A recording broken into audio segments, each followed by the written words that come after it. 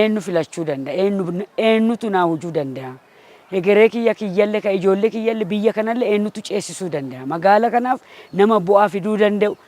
bakka bu'aa ta'e rakkoo magaala kanaa sirriitti achitti kaasee qaama dhimmi ilaaluuf dhaqqabsee jijjiirama fiduu danda'a nama jedhu eenyu ka jedhu adda baafadhee qabadheera jechuudha. Sagaleen kiyya tokkichi qaama an filu saniif bu'aa guddaa akka inni qabu hin beeka waan ta'eef tokkollee otoo harcaa'een of eeggannoon ganamaan ka'ee waan mana keessatti qopheessuu qabu gizeen qopheesse barii deemee hiriiree sagalee kiyya kennuuf qophaa'eera jechuudha. Bara kana immoo filannoo marsaa torbaffaatti gaafa karaa qabatamaan itti galle caalmatti wantoota gaaf tokko hanqina jennee kaasne kan akka paartii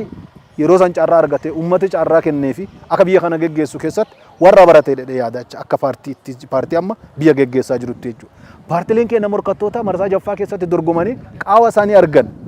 waan irraa baratan baratanii jedhuu danda'a jechuudha. Sababi isaa qabatamuu carraan miidiyaaleedhaan waltajjii garaagaraatiin yeroo ammaa kana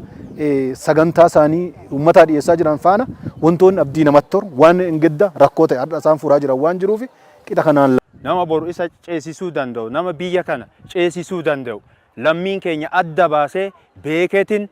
filachuu qaba kallattii kanaan ummanni keenya kamiyyuu hubannoo argateetiin nama filatu san qophaa'ee filachuu qaba qaama filachuu qaba akka filatu sagalee isaa lafatti gatuu toon taane sagaleen isaa tokkichi bu'aa qaba waan ta'eef lammiin keenya sagalee isaa tokkichi bu'aa qabu kana beekee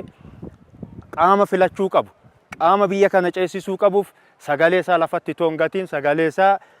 bu'aa qabeessa akka taasisu. Sagaleen tokkittiin bu'aa qabdi waan taateef anis akka jiraata tokkootti sagalee ishee tokkicha murteessee kennuuf paartii filadhu sanaaf qophaa'ee jira. Dargaggoonis bifa sanaan hubatanii calleedhaan ilaaluu osoo hin taane sagaleen nama tokko murteessaa waan taateef qaama filachuu barbaadu gamanumaan murteessee akka filachuu danda'u dhaamsa guddaa dhaamuun barbaada.